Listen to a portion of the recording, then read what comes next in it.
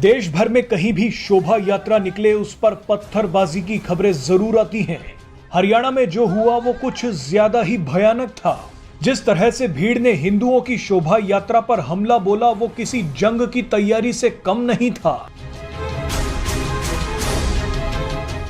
हरियाणा के नूंह में सोमवार के दिन हिंदू संगठनों द्वारा निकाली जा रही शोभा यात्रा पर हमला हो गया।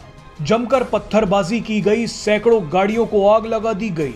आपको बता दें कि इलाके के शिव मंदिर में जलाभिषेक करने के बाद जब यात्रा आगे बढ़ रही थी तो कुछ लोगों को यह पसंद नहीं आया। शोभा यात्रा पर अटैक कर दिया गया। हिंदू संगठनों का कहना है कि उन्होंने इस यात्रा की जानकारी महीनों पहले ही प्रशासन को दे दी थी, लेकिन इसके बावजूद उन पर हमला कर दिया गया। कई लोगों का मानना है कि यह राज्य सरकार का इंटेलिजेंस फेलियर था। जिस तरह से विशेष भीड़ ने शोभा यात्रा पर हमला किया वो कई दिनों की तैयारियों के बिना हो ही नहीं सकता। सोशल मीडिया पर लगातार इस शोभा यात्रा के खिलाफ धमकियां दी जा रही थीं।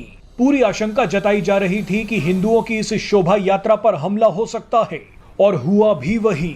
शोभा यात्रा को खत्म करने के लिए विशेष भीड़ ने कोई कसर नहीं छोड़ी। भीड़ के हाथ में जो लगा उसने शोभा यात्रा पर फेंकना शुरू कर दिया। सड़कें हो या घरों की छतें या छज्जे, सब जगह से पत्थर बरसने लगे।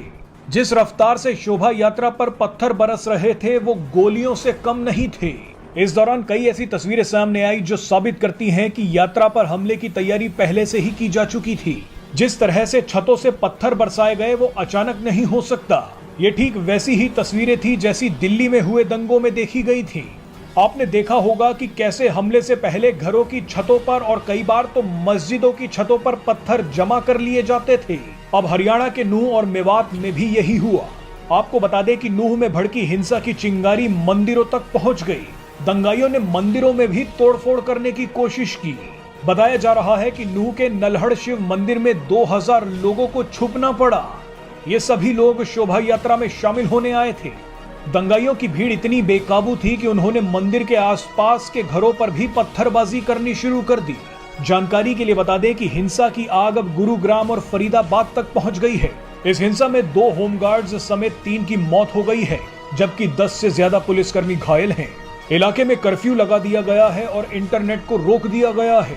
लेकिन यही कदम अगर प्रशासन पहले उठा लेता तो इस हिंसा की नौबत ही नहीं आती। Don't forget to like and subscribe.